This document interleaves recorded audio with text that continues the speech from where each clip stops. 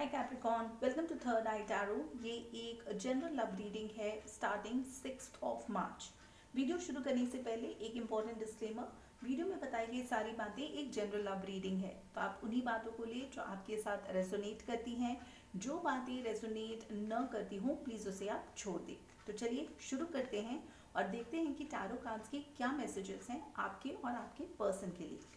आपका पहला कार्ड है 5 of cups, queen of wands और डेथ कार्ड। पर्सन बी का पहला कार्ड है 9 ऑफ कप्स, हर्मिट कार्ड और 7 of pentacles. Bottom of the deck है 6 ऑफ स्वॉर्ड्स। इसका मतलब हो सकता है आपको या आपके पार्टनर को ये रिलेशनशिप किसी तरह का बर्डन लग रहा हो। और जो पहला सेट ऑफ कार्ड्स है वो है 5 ऑफ कप्स। इसका मतलब आपको ऐसी फीलिंग हो सकती है कि आपके पर्सन ने आपकी वैल्यू नहीं करी, आपको केयर और अफेक्शन नहीं दिखाया, तो आपको थोड़ा लेफ्ट आउट और वो आउटसाइडर वाली फीलिंग हो सकती है। जो सेकंड आपका कार्ड है वो है queen of wands. Queen of wands fire science की एनर्जी है। ये बहुत ही स्ट्रॉन्ग एनर्जी होती है जहाँ पे आप जो भी डिसाइड कर लेते हो उसे किसी भी तरह से अचीव करते हो। नाउ ये एनर्जी थोड़ी सी ट्रिकी भी है, क्योंकि अगर इस चीज़ को आप सही डायरेक्शन में यूज़ करें तो बहुत अच्छी बात है, बट अगर आप किसी ज़िद में आके इस एनर्जी में कुछ चाहें तो आप गलत चीज़ों को भी कर सकते हैं। तो आपको थोड़ा सा केयरफुल रहने की ज़रूरत है। कभी कभी इस एनर्जी में इंसान को पीछे थोड़ा से स्टेप बैक करना चाहिए और सोचना चाहिए कि मैं क्या कर रहा हूँ, क्या ये ज़िद के चलते कर रहा हूँ या ये सब के लिए ठीक है कि नहीं।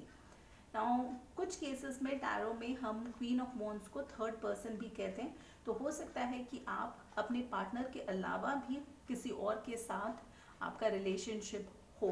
ये ज़रूरी नहीं है कि सबके लिए हो, बट कुछ केसेस में हो सकता है। और जो तीसरा कार्ड है वो है डेथ कार्ड। इसका मतलब किसी तरह का ट्रांसफॉर्मेशन, किसी तरह का एक न्यू चेंज की ज़रूरत है आपके लाइफ में, तभी चीज़ें आपके लिए पॉजिटिवली मूव कर सकती हैं।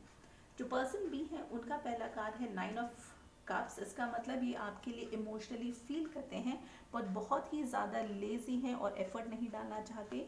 जो नेक्स्ट कार्ड है वो है हर्मिट कार्ड, जो कि वर्गो की एनर्जी है।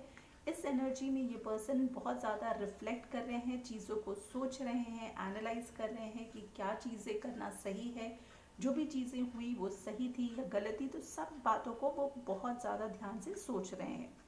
जो इनका नेक्स्ट कार्ड है वो है 7 ऑफ पेंटिकल्स। 7 ऑफ पेंटिकल्स वो एनर्जी है जहाँ पर ये पर्सन को ये समझ में आ रहा है कि इस रिलेशनशिप को हैंडल करने में बहुत ज़्यादा पेशेंस की ज़रूरत पड़ेगी।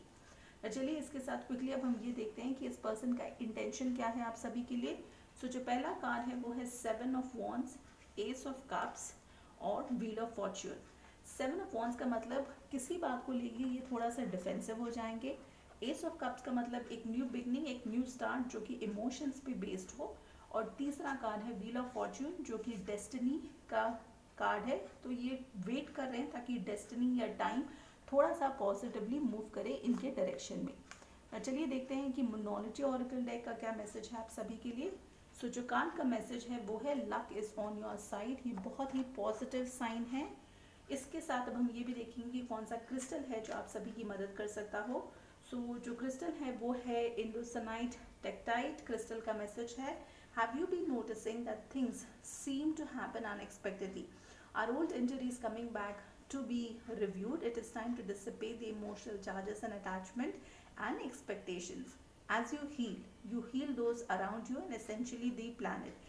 Be in the place of allowing and enjoy life. Now इसके साथ यहाँ पे आर्क एंजल सैंडलफॉर्न, उनका भी एक मैसेज है जो कि मैं आप सभी के लिए डिस्क्रिप्शन बॉक्स में डाल दूंगी और आप वहाँ से पढ़ सकते हो। अगर आपको ये वीडियोस अच्छी लग रही हैं तो प्लीज़ लाइक शेयर सब्सक्राइब करें, hit the bell notification. And जैसे मैं हमेशा कहती हूँ, stay safe, love yourself first.